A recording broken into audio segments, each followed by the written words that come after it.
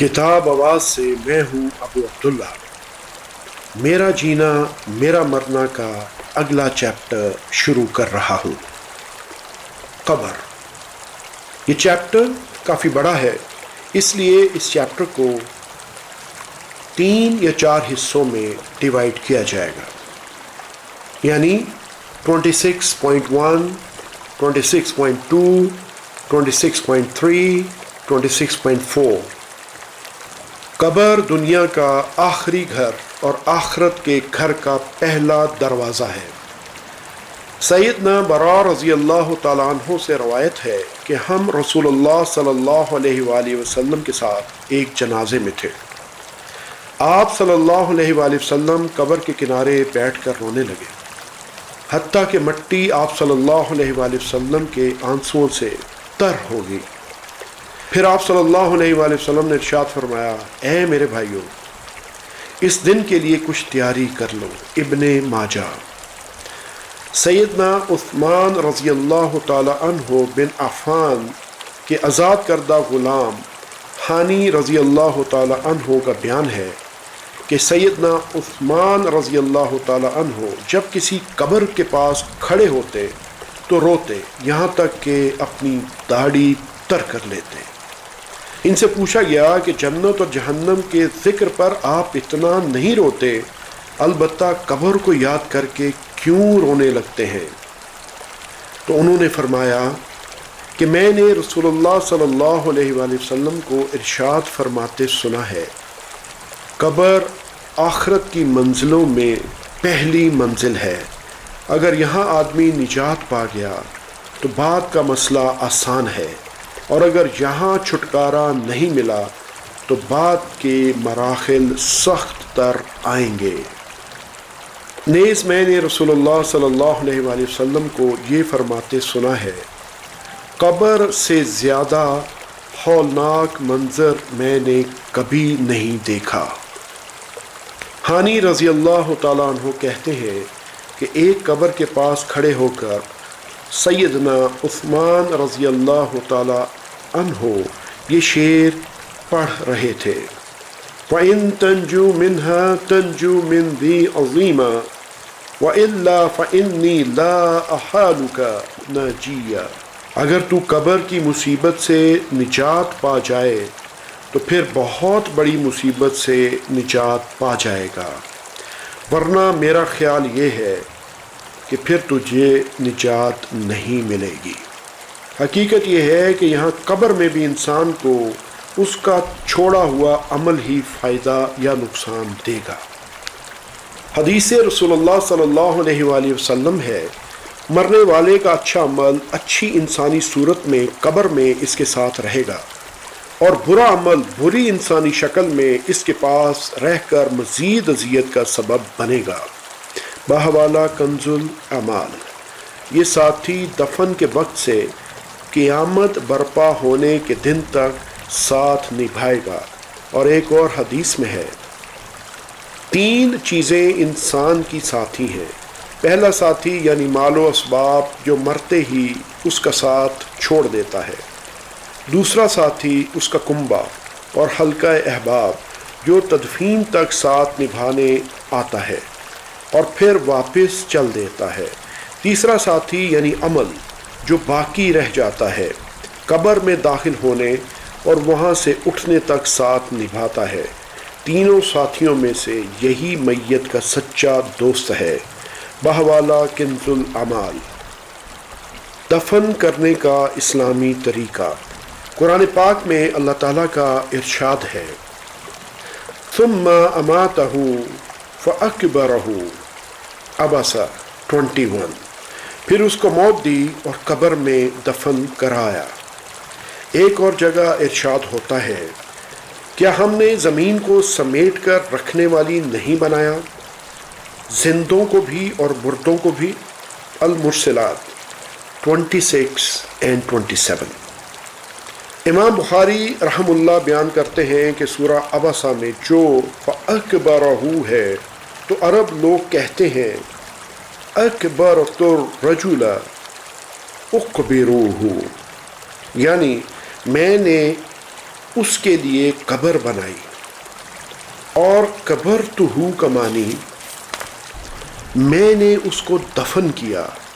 سورہ المرسلات میں جو کفاتن کا لفظ ہے اس کا مطلب یہ ہے کہ زندگی بھی زمین میں ہی بسر کرو گے اور مر کر بھی اس میں گاڑے جاؤ گے، بخاری۔ اسی طرح قرآن پاک میں جہاں رسول اللہ صلی اللہ علیہ وآلہ وسلم کو آدم علیہ السلام کے ان دو بیٹوں کا قصہ سنانے کا حکم دیا گیا ہے جو روئے زمین پر سب سے پہلے قاتل اور مقتول کی حیثیت سے متعارف ہوئے، وہیں دفن کرنے کے طریقے کا بھی ذکر ملتا ہے۔ ارشاد باری تعالیٰ ہے، اس کے نفس نے اسے اپنے بھائی کے قتل پر ابھارا، پھر اس نے اسے قتل کر ڈالا تو وہ خود خسارہ اٹھانے والوں میں سے ہوا۔ بالآخر اللہ تعالیٰ نے ایک کوا بھیجا جو زمین کو ریدنے لگا کہ وہ اسے یعنی قاتل کو دکھا دے، یعنی وہ طریقہ جس سے وہ اپنے بھائی کی لاش چھپا سکے۔ کہنے لگا، افسوس میں اس کوے کی طرح ہونے سے بھی کیا گزرا ہو گیا کہ اپنے بھائی کی لاش تو چھپا دیتا۔ پھر وہ پچھتانے لگا۔ المائدہ آیت نمبر 30 and 31۔ مٹی میں دفنانے کا یہ طریقہ رب العزت نے انسانوں کے لیے خود تجویز فرمایا تھا۔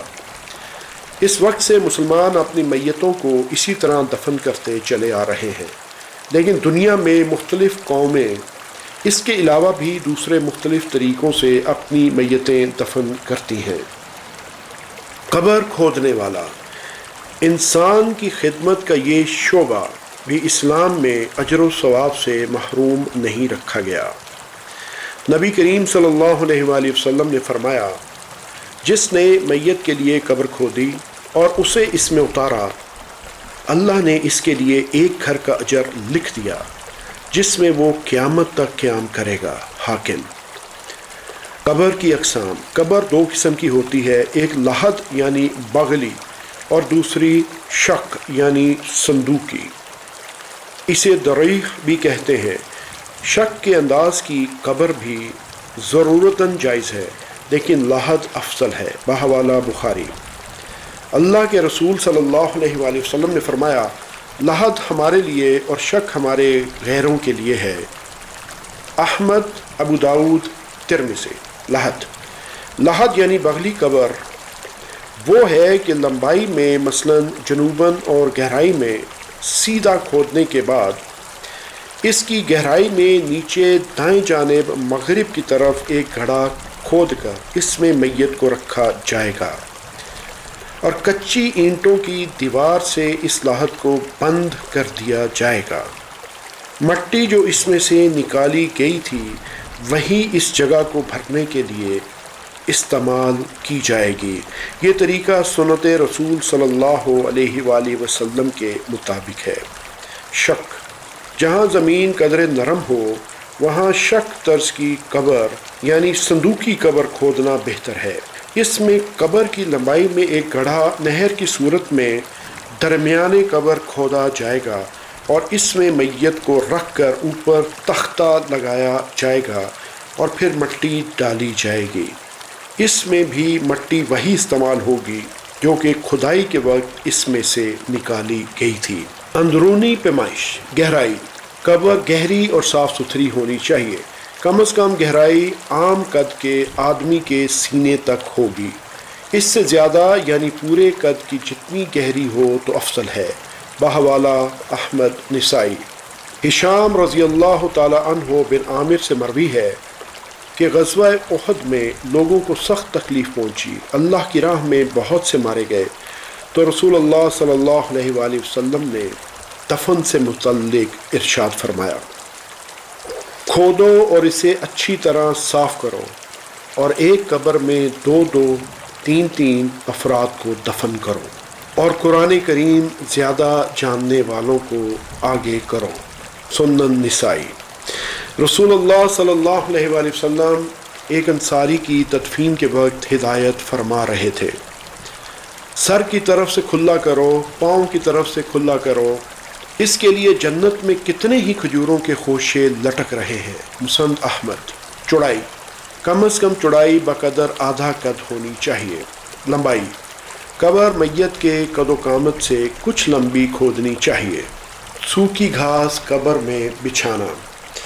ابن عباس رضی اللہ تعالیٰ عنہ کہتے ہیں کہ نبی کریم صلی اللہ علیہ وآلہ وسلم نے فرمایا، اللہ تعالیٰ نے مکہ کو حرم کیا ہے، نہ مجھ سے پہلے وہ کسی کے لیے حلال ہوا اور نہ میرے بعد کسی کے لیے حلال ہوگا۔ گھڑی بھر کے لیے فتح مکہ کے دن وہ مجھ کو حلال ہوا تھا۔ اس کی گھاس نہ کاٹی جائے، اس کا درخت بھی نہ کاٹا جائے، اور وہاں کا جانور یعنی شکار نہ بھگایا جائے، اور وہاں گری پڑی چیز نہ اٹھائی جائے مگر جو اس کی شناخت کرائے، یعنی انتظامیہ وغیرہ۔ سیدنا عباس رضی اللہ تعالیٰ عنہ نے عرض کیا، یا رسول اللہ، ادخر، ایک خوشبودار گھاس کی اجازت دے دیجئے، کیونکہ وہ ہمارے سونار کام میں لاتے ہیں اور ہماری قبر میں ڈالی جاتی ہے۔ آپ صلی اللہ علیہ وآلہ وسلم نے فرمایا، ادخر کی اجازت ہے۔ اور ابو ہریرہ رضی اللہ تعالیٰ عنہ نے اسے یوں روایت کیا، یعنی کہ عرض کیا گیا، ہماری قبروں اور گھروں کے کام آتی ہے۔ بخاری۔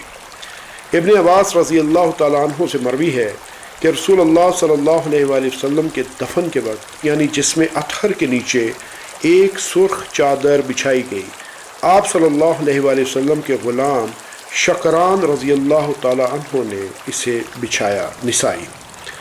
اگرچہ اسے مسلم اور ترمذی نے بھی روایت کیا ہے، مگر یہ اجازت عام نہیں، ممکن ہے کہ احترام نبی صلی اللہ علیہ وآلہ وسلم ہو۔